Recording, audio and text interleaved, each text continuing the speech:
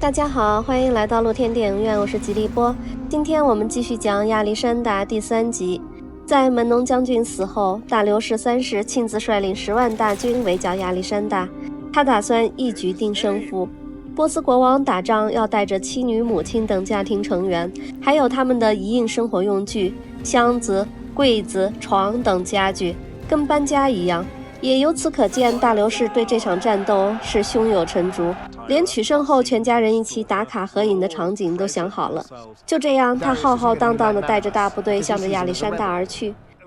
当时的通讯方式是靠信使腿着送，战场上的信息也不例外。大家还记得著名的马拉松的由来，据说是在公元前490年，希腊人为了将击败强大的波斯军这个激动人心的消息送到雅典，一个名叫腓底皮德斯的信使从马拉松跑到雅典去送信。在宣布了马拉松大捷之后，这名信使也力竭而死，从此他的名字被后人铭记。现代马拉松比赛的距离精确到了42.195公里，被认为是腓底皮德斯从马拉松跑到雅典的距离，马拉松比赛就此诞生。用跑步送信所传递消息的时效性非常差。大流士从巴比伦出发，到达索科伊，这里是广阔的平原地带，对于波斯人数众多的骑兵大部队非常有利。于是大流士3世就在这里等着从格尔迪乌姆南下的亚历山大。而亚历山大往南到达塔尔苏斯后，在西德纳斯河洗了个澡，没想到就着凉感冒并发起了高烧，一病就病了2个月。大流士左等右等都没等到，他的计划被打乱，久等不见，干脆启程率军从阿马努斯山北部绕过，往北行军去迎亚历山大。亚历山大病好之后，沿着海岸线一路往东，路过伊苏斯，一路往南，两支大军就这样演绎了一场史无前例的擦身而过。当亚历山大到达米瑞安德拉斯时，才从信使口中得知波斯军已经到了身后，两军正在背道而驰。他大吃一惊，赶紧掉头往回。而此时大流士也得到消息称亚历山大已经到达伊苏斯，于是也忙着往南向伊苏斯挺进。在11月，两军终于在伊苏斯相遇。伊苏斯战役，公元前333年11月6日，两军在伊苏斯决战。伊苏斯的古战场是一边高山一边大海，夹在山海之间的狭长地带。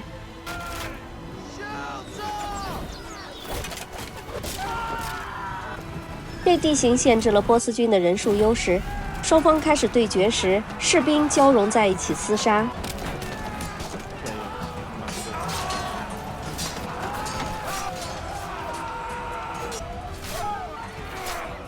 在焦灼的状态里，亚历山大忽然发现一个缺口，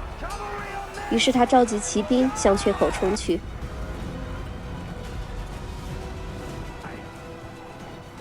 而这个缺口让亚历山大直接冲到了正在指挥战斗的大流士面前，两人四目相对，都被突如其来的碰面惊呆了。但紧接着，亚历山大向大流士投出了一支枪，并策马上前要与其单挑，而大流士却惊恐地驾战车扭头逃命去了。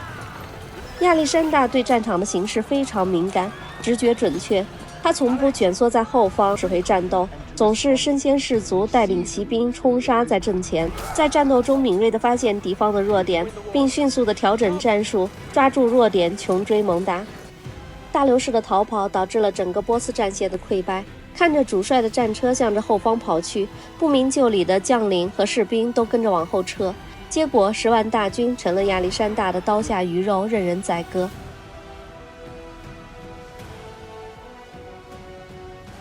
当大流士跑出战场很远，停下来时才发现老婆孩子老妈全都丢在了战场不远处的营地里。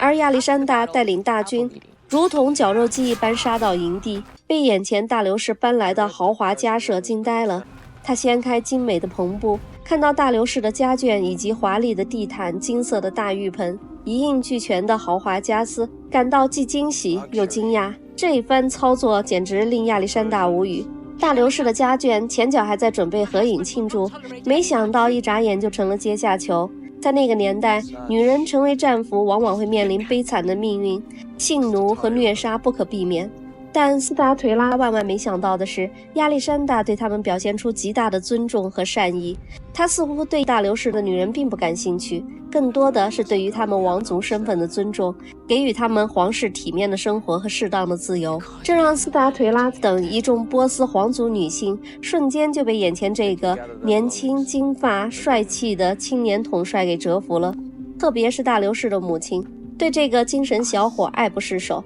当场就认了个干儿子。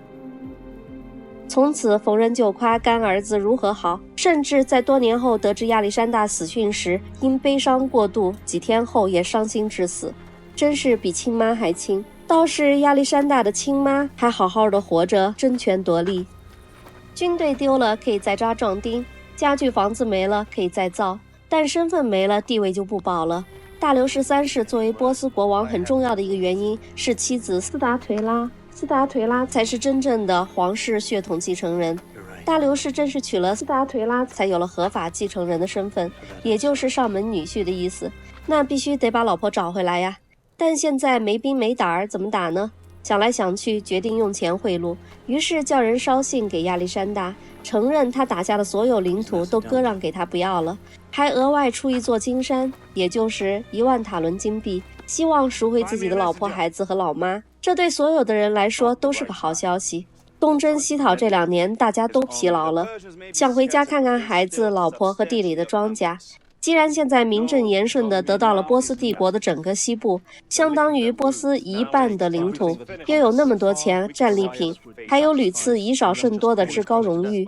见好就收吧。但对于亚历山大来说，这算什么？我凭本事打下来的，是神应许给我的，怎么也轮不到波斯王来承认。这赤裸裸的收买就是人格侮辱。我亚历山大是冲钱来打仗的吗？我是收回神赐予我的土地。而且亚历山大的下一个目标很明确，那就是占领埃及这一片肥沃富有的大粮仓。于是他也客气地给大流士回了一封信，上面大大的写了一个不，然后头也不回地直奔埃及而去。